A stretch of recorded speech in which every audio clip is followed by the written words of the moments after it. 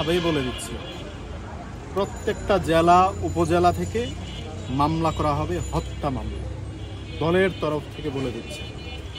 আরেকটা বিষয় ক্লিয়ার, আপনারা দেখেছেন গণমাধ্যমে উঠে এসেছে, নির্বাচন কমিশন থেকে একটা চিঠি দিয়েছে। সেই চিঠির মধ্যে বেশ কয়েকটা বিষয় উল্লেখ করা হয়েছে। প্রত্যেকটা বিষয়কে ভুল প্রমাণিত করতে পেরেছি আমরা। আমাদের দলের সাধারণ সম্পাদক মহোদয় তারেক রহমান অন্বেষণরত অবস্থায় সকল আমলনামা নিয়ে বসেছেন এবং সেই জায়গা থেকে বলেছেন লাইন বাই লাইন ধরে ধরে নির্বাচন কমিশন মিথ্যা বলেছেন এই চিঠির মাধ্যমে। আপনারা দেখেছেন নারী কোটা আমরা 33% সংরক্ষিত রেখেছি।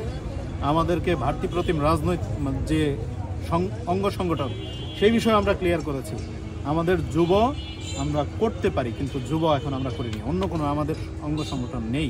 প্রত্যেকটা বিষয়, ব্যাংক অ্যাকাউন্ট আমরা হিসেব দিয়েছি, পুরা আমরা শীট দিয়েছি যে আমাদের কবে কোন টাকা কে দিয়েছে, কিভাবে দিয়েছে, বিস্তারিত দিয়েছি। Dutch Bangla bank account number আমরা দিয়েছি। তারপরেও বলে তাদের হয়নি। আমাদের গঠনতন্ত্রের যেই জায়গায় তারা অসঙ্গতি দেখিয়েছিল সেই জায়গায় আমরা সংশোধন করে তাদেরকে দিয়েছি। প্রত্যেকটা প্রুফ আমাদের কাছে আছে। তাদের দেওয়া চিঠি, আমাদের দেওয়া চিঠি, চিঠির পাল্টা উত্তর, এভিডেন্স, এভরিথিং আছে।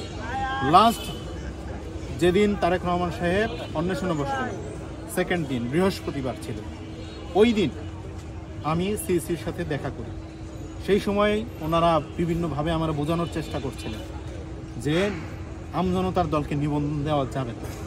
আমি একবার প্রশ্ন করে বসি যে আমি এখানে উল্লেখ করেছি 108টা উপজেলায় আমার অফিস এবং কমিটি, ডিড, এভরিথিং আমার আছে।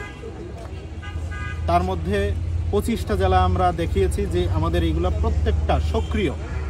29টা জেলায় আমরা অফিস আছে, 46টা জেলায় আমাদের কমিটি আছে, এভরিথিং সব দেখিয়েছি। কেন আমাদেরকে নিবন্ধন দিবেন না? তখন তিনি বলে ওঠেন আমাকে যে আরিফ বিল্লাহ, আপনি আমার চেয়ারে বসে, আপনি এখানে বসে দেখেন আমজনতার দলকে নিবন্ধন দেওয়া কত কঠিন। এই কথাটা উনি আমাকে বলেছিলেন, তারেক রহমান ভাইয়ের কাছ থেকে শুনেছেন আপনারা। এই কথাটা ওনারা আমাকে বলেছেন যে আমজনতার দলকে নিবন্ধন দিতে কত কঠিন।